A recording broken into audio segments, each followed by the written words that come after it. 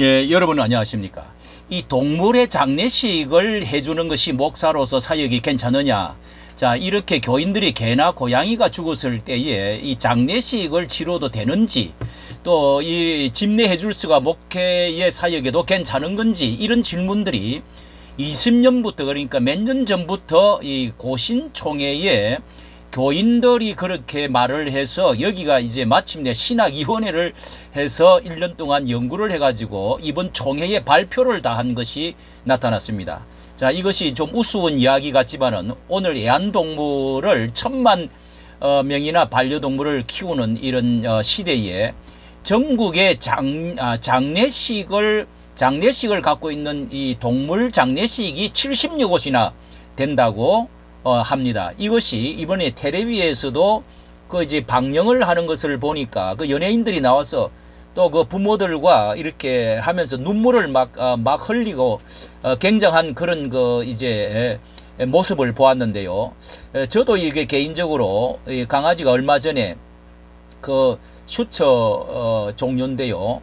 그 하얀 그 아주 귀엽게 한 5년, 7년을 같이 살다가 늘 같이 밥 먹고 같이 자고 산책하고 정말 그 주인을 또 얼마나 또 따르는지 이건 안 키워본 사람은 잘 모르지요. 그런데 이제 나중에 병이 들어가지고 저도 이게 동물을 지나치게 사랑하면 안 된다 하는 개념을 갖고 있는데 그게 쉬운 게 아니더라고요. 수술비가 병이 들었는데 이제 그 암인 것 같아요. 수술비를 100만 원 이상 달라고 그래요. 그리고 이제 안락사를 시키는데도 마음이 얼마나 아픈지, 이제 내가 가난해서 이 개도 이게 그러면서 뭐 이게 감정이입이 되고, 그것도 이제 23만 원을 달라고 그래요. 이 보험제도도 있다고 그러고, 그래서 우리 딸이 이제 옆에 와 있다가 이게 이제 강아지를, 짐승을 너무 좋아하는 것은 이 하나님께 죄를 짓는 것과 같다. 그 옳은 말 같이 들렸습니다. 정말 이게 너무 지나치게 사랑하다 보면은 이게 사람 사랑도 못하고 하나님 일도 못하고 이런 그 많은 문제가 일어난, 그래서 이런 문제를 이렇게 그 신학적으로 다루는 것이 아닌가, 이런 생각이 듭니다. 여기에 교인 이렇게 해서 이런 이제 문제가 나타났는데요. 그 보고서를 보니까 이렇게 74회 정기총회에서 동물 장례 및 동물에 대한 신학적 입장, 신학적으로 연구를 해가지고 입장을 내놓았습니다. 이 고신척은 그만큼 가장 보수 교단으로서의 이 반려동물에 대한 이런 신학적 입장을 이 보수적으로 뭔가 한번 견지를 하고 또 이제 경고도 한번 할 필요가 있는 걸로 보여지는 것입니다. 계획주의적인 입장을 냈는데 이 동물의 장례 질문에 대해서 1년간 연구를 했다네요. 이 창세기 1장, 2장, 9장 이 성경적인 근거로 짐승이 존재론적 본질 차이가 사람과 반드시 있다.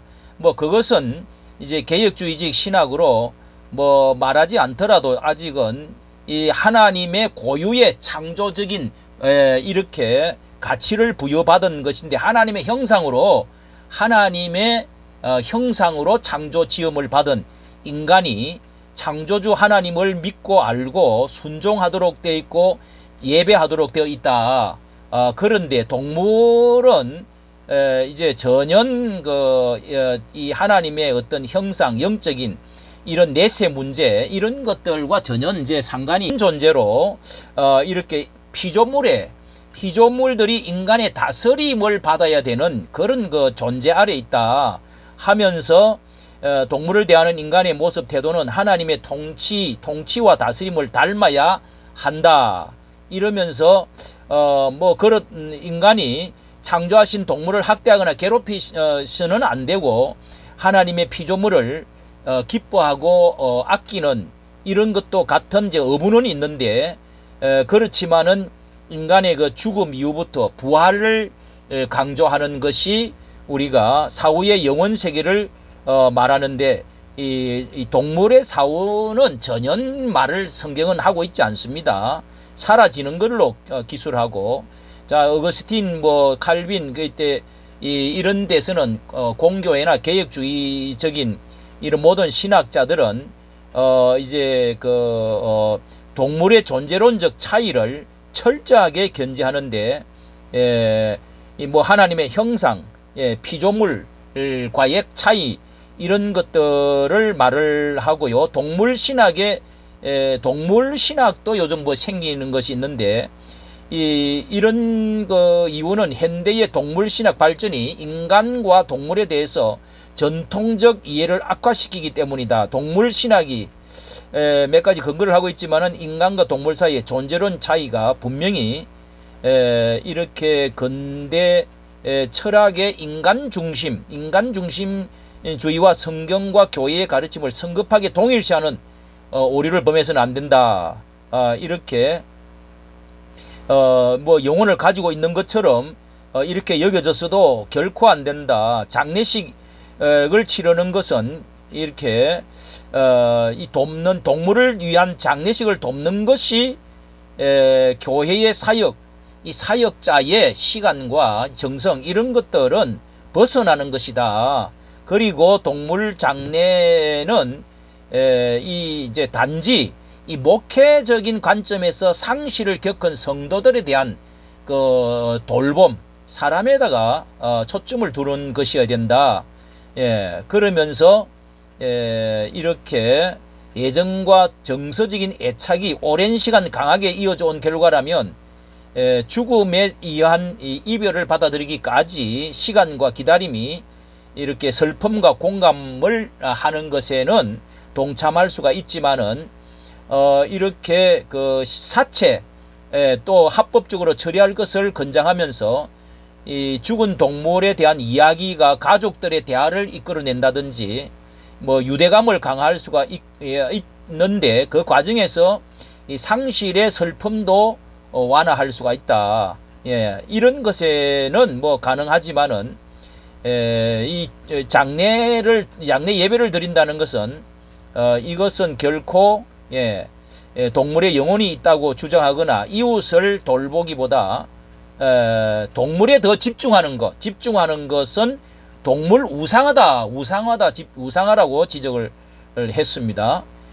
이렇게 또 때로 보도되는 이 동물과의 성적 이렇게 이 접합은 동물의 학대 차원을 넘어서 하나님의 형상인 인간의 가치 자체가 흔드는 가정스러운 행위라고 이 성경에는 분명히 나와 있습니다.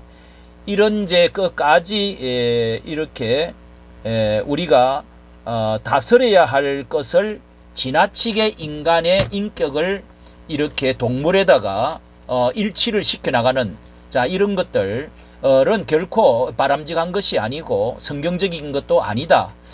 단지 과거에 또 이렇게 돼지에게 안수를 좀 해주세요. 어느 지방에서 부흥회를 하다가 목사님 참 신령하고 은혜가 있으니까, 축복이 있으니까, 그래서 돼지한테 우리에 가가지고 그렇게 해서 새끼 많이 낳도록 안수기도를 해줬다 하는 이야기를 듣고 참 웃어야 될지 정말 그런 적이 있었는데, 정말 축복을 빌 수는 있죠. 축복을. 그런데 이 동물 결혼식, 그리고 동물 그거를 또 상을 만들어 가지고 울고 그러면서 많은 돈을 들이고 이렇게 또 유산도 주기도 하고 아주 그냥 고급 주택 이렇게 집도 만들어서 돈을 많이 들이고 하는 이런 것들은 우리가 사람 사랑도 다 못하는데, 이런 것에 너무 지나치게 그렇게 인격이 동물과 너무 이렇게 가까워되지 않도록 교회와 목사가 먼저 이렇게 교회가 이 고신척의 보수교단이 이 반려동물 이 장례뿐만 아니라 이렇게 지나친 이런 인격을 동물에다가 이렇게 함으로 해서 이 부도덕까지 연결되어지고 이런 물질적이고 시간적인 것이 지나치게 가면은 하나님께 결코 기뻐하는 것이 아니다 하는 점도 이것을 이렇게 또 예시를 해주고 있는 것입니다. 이까지 정치 감사합니다.